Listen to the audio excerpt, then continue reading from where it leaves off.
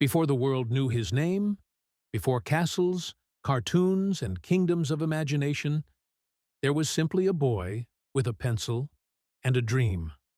Walt Disney. Born in 1901, raised in a humble family where money was tight, but imagination was free. Walt spent his childhood sketching farm animals, drawing stories in the margins of his school books, and dreaming of a world bigger than the one around him. While other kids played outside, Walt drew and drew and drew. But dreams rarely come easy. He tried joining the army, but they said he was too young. Rejected from art positions, fired from his earliest job for lack of creativity.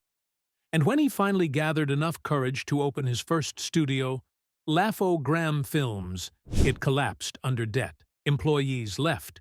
Bills piled up. Walt walked out of his office with only one suitcase and a heart full of disappointment. Most people would have quit, but Walt wasn't most people. On a train ride to California, broke and uncertain, he sketched a curious little mouse, cheerful, brave, full of personality. That mouse became Mickey, a symbol of hope at a moment when Walt needed it most. In 1928, when Mickey Mouse debuted in Steamboat Willie, animation changed forever. Synchronized sound, expressive characters. Walt wasn't just making cartoons. He was inventing a new language of storytelling. Success followed, but so did doubt. When Walt announced he would create the first-ever full-length animated feature, people mocked him. They said children would get bored. Adults wouldn't take it seriously.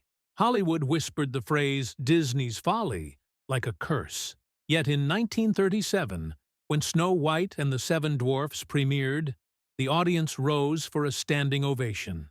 Grown men wiped tears from their eyes.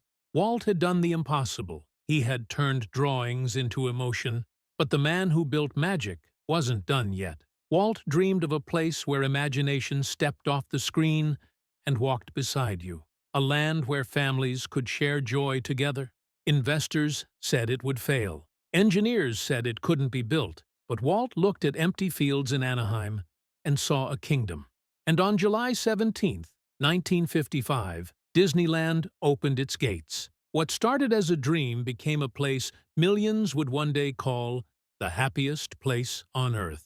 Behind the smiles, though, was a man who sacrificed endlessly, sleeping in his office, pushing himself past limits, battling stress, criticism, and constant financial pressure. Yet he kept creating, kept believing, kept dreaming.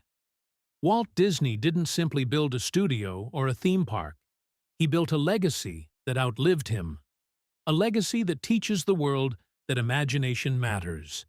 That failure isn't the end.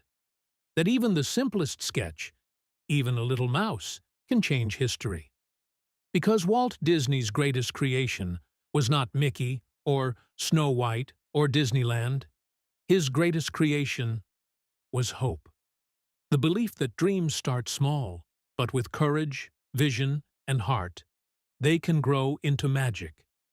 And that inside every one of us, there is a world waiting to be imagined. Thanks for watching. If you enjoyed this video, don't forget to like, share, and subscribe to the channel. And for more motivational stories and inspiring biographies of world-famous personalities, make sure to subscribe Millionaire Dad so we can learn and grow together. See you in the next one.